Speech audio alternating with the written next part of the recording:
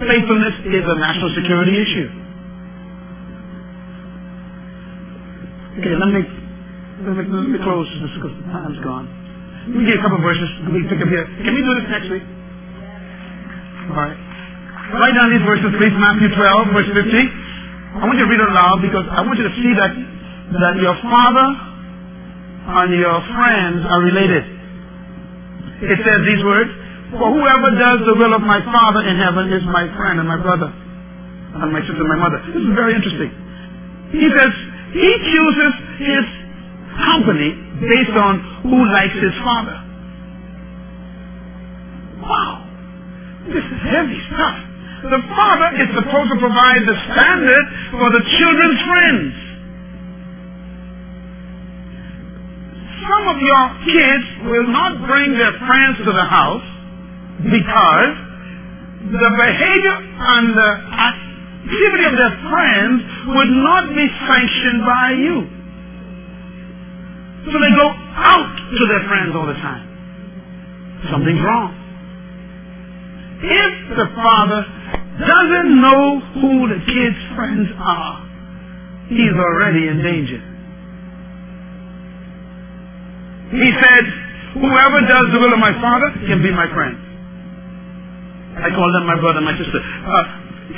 Any young person in my family who comes to live with my kids, if they don't believe what I believe, they don't associate with my kids. Period. And that's it. If they're not willing to live the kind of life I lived, I don't want them being my kids. We tell our kids this all the time. If you cannot bring them in this house, you shouldn't go anywhere with them. We don't steal, we don't curse, we don't drink, we don't smoke, we don't dope, we don't do that stuff, we don't commit adultery. Now, what do your friends do? The father establishes the standard of relationship for the children, and that's fathering. Look at this next verse, Matthew 26. He said, "Do you think I cannot call on my Father?" By the way, he was threatened, remember?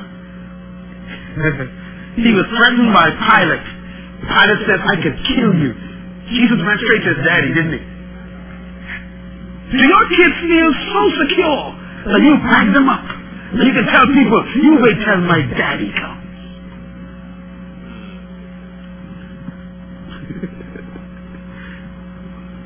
Wow. What a feeling. He says, "Pilate, don't you think I can call my Father and he will at once put at my disposal more than 12 legions of angels? In other words, don't fool with me. My daddy backs me up." Can your children depend on you to back up their claims?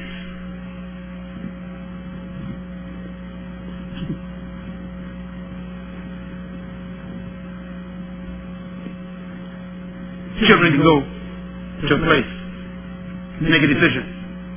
Yes, I'll buy that.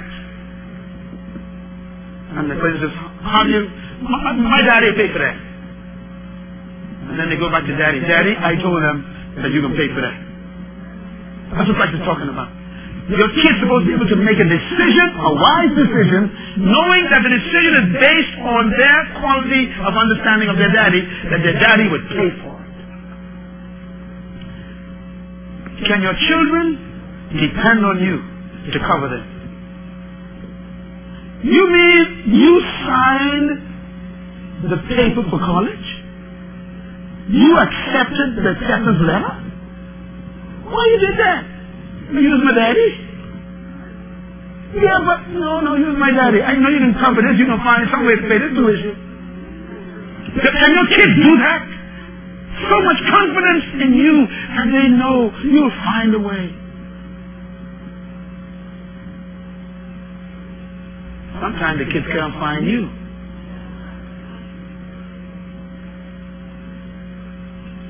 We need to get back to honoring fathers. But here's my message today.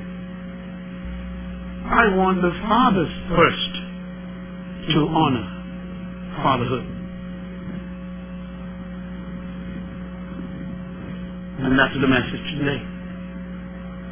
I want the fathers to honor fathers again.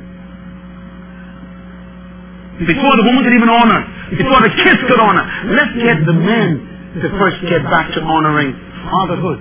What is fatherhood? This is just the beginning. We'll pick it here next time.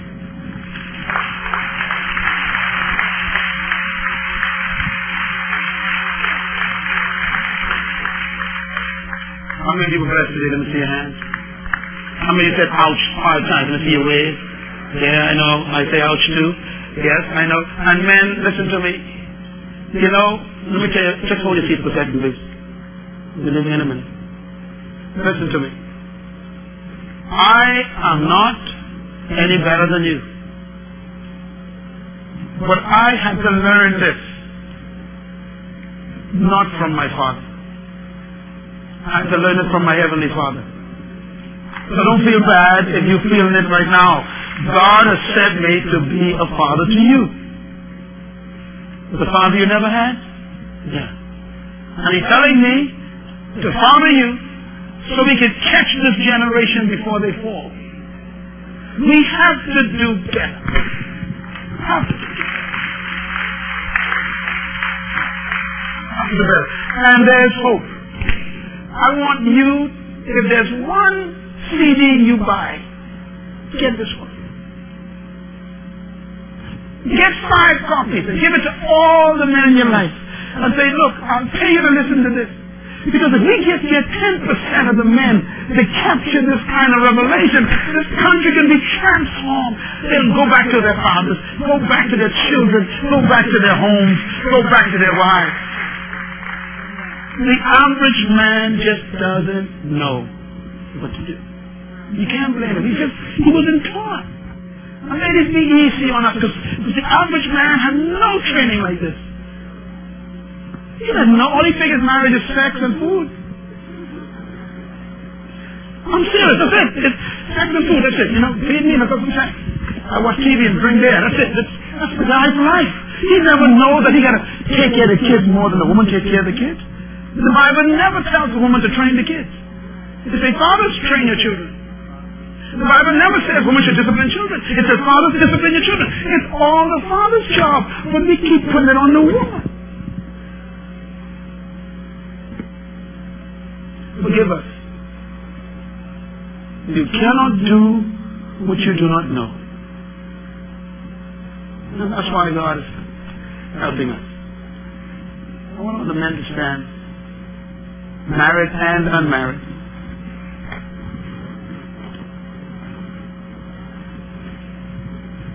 Hey guys, some of us were lucky, huh? We made it. We lucked up. A good mother somehow did something and we survived.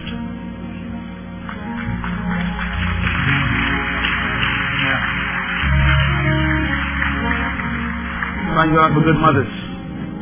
But you know, a mother can never substitute for a father. You still need that father to help you. I think we all can see that Michael Jackson at 50 years old is still looking for a father.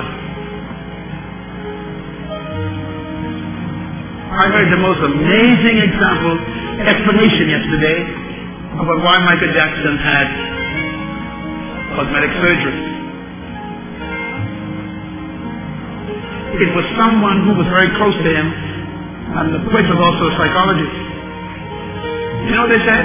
Listen to this. I couldn't believe what I heard. You'll probably hear it today again. He said, Larry asked the guy, he says, so why do you think he had so many plastic surgeries? His answer, he says, well, from being a friend with him and talking with him in secret and private, he's come to the conclusion that every time he looked in the mirror, he saw his father. Haven't you ever heard that? We all heard that right there. He said he didn't want to be like his father.